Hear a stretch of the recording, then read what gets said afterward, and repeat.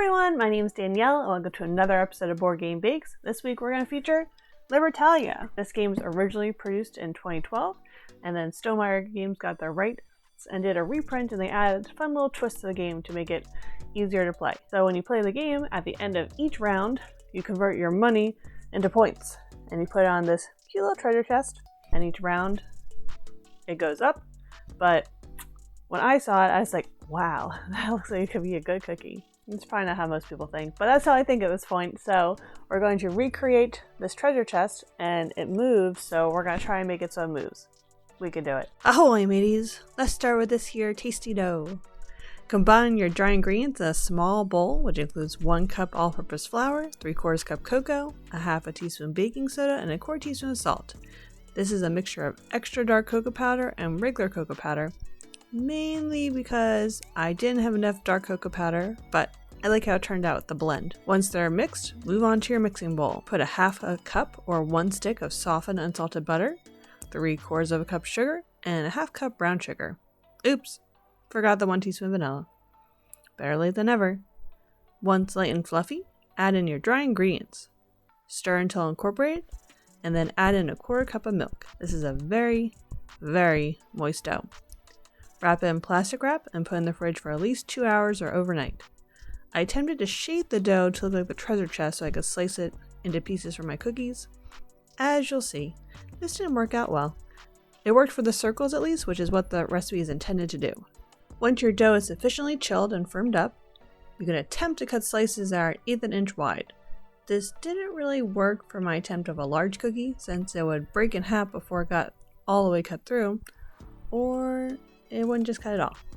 This method did work for the smaller tube, which I had set aside to do the turn dials. To cut out the treasure chest, create a mixture of half flour and half cocoa powder, and this is what you're going to use to roll out your dough so it doesn't stick. You still want it to be 1/4 inch thick. For my first batch, I traced the chest in the dough, but the cookie spread, so I had to trace them again. So I recommend just skipping this step and just putting rectangles on the cookie sheet to bake. Bake at 350 degrees Fahrenheit for about 8 minutes until the top looks dry. Let them sit for 2 minutes. This is a crucial step because they will not cook cleanly if you do it right away. This may have happened to my first attempt. Once it's cooled a bit, use a stencil. I traced the actual piece to make this one, to cut out as many treasure chests as you can. You'll need 2 of these pieces for each treasure chest cookie, so cut out 2 small triangles for where you'll be. Once your dial pieces have been cut from that log of cookies, bake them also for 8 minutes, let them cool for 2 minutes, and use a circle cookie cutter so you get nice neat circles. Save some of your scraps that you cut off, because this will be used later to help create your 3D spinning mechanic. Then you can eat the rest. Nom nom nom. Let the cookies cool completely before decorating. Hey, while you're here, hit subscribe for new videos every Tuesday at 12 p.m. EST. Thanks! Decorating these cookies is pretty easy. Don't forget you're only decorating half of the treasure chest cookie pieces. You're going to need a thick white royal icing, a thick yellow royal icing, and a thin or flooding consistency yellow royal icing. This we want to be like a lighter color. Start by outlining your future yellow chunks with the light yellow royal icing. Flood with the thin royal icing and use the thick yellow icing to add frilly details. You just use a smaller tip. While that sets, use thick white royal icing to put numbers on the dials. Okay, I admit this is a big fail right here. You can't read the numbers on the dial how I wrote them. Use more brain power than me and think about how the dial will be facing before writing on here with royal icing. Also, note how the left and right dials have the numbers increasing in different directions. Now go back to your chest and use your thick white royal icing to add dots where the different colored gems will go. You could make different royal icings for each chest, or use white royal icing and edible markers to color the dots. I opted for the latter. Once your royal icing is dried, you're ready for the next phase. Whip out your edible markers to add the red lines separating the lid from the bottom of the chest. Use black to add the keyhole, and colored markers correspond with the different player chests to color in all your gems. Now it's time to make our dial work! Use some of your scrap pieces from earlier and the other half of your chest pieces to create a spot for your treasure chest to rest on. And this is the piece that you decorated earlier. The trick is to make sure it's higher than the dial cookie so that it has room to rotate within your mechanism. Line up the dial so that the numbers show through the treasure chest triangles. Then use royal icing to glue pieces in between the dials and on the bottom of the chest.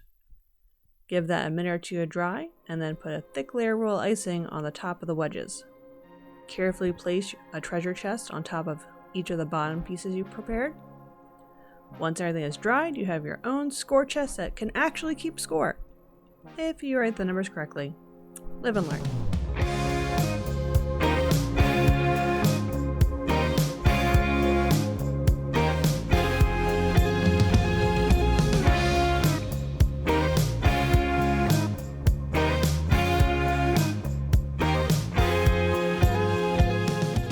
Thanks for watching another episode of Board Game Bakes, and thanks to Stonemaier Games for sending this game to review and play. It was really fun having all the different cookies flat and then putting it together to make a dial that worked, minus me failing the writing. In the game, you're sky pirates, arr, and you send your crew down to the island to collect loot. The game is played by everyone starting with the same 6 cards, so there's 40 different characters, but everyone randomly picks the same 6 cards, so you know it's in other people's hands. Each turn, you pick a card to send to the island, and based on your rank and the number on the cards determines your order on the board, and then that determines which order you resolve certain actions. So there's a lot of different ordering things and starting this way and starting that way, but I think the board really helps you visualize what you're doing, and it's a lot to take in at first, but once you start playing, it's like, oh, that makes sense. I think my favorite part is that I played a 5-player game, and that was fine. Like, I really enjoyed playing with 5 players, and it didn't really make it much longer at all, because everyone's playing their cards simultaneously, and you go down, and there's a lot of ones that you could just resolve, like at nighttime, everyone does it at the same time. So adding the extra player doesn't really affect the game, and it's actually probably nice having all the different players to compete with and add some drama. So this is about air pirates, but let me know in the comments below, what's your favorite water or pirate themed game? Are there other pirate games out there that I should be aware of? I know there's Ship Shape by Calliope, which is a lot of fun, but what's your favorite water or pirate themed game? Let me know below. Keep playing games and keep them sweet. Bye!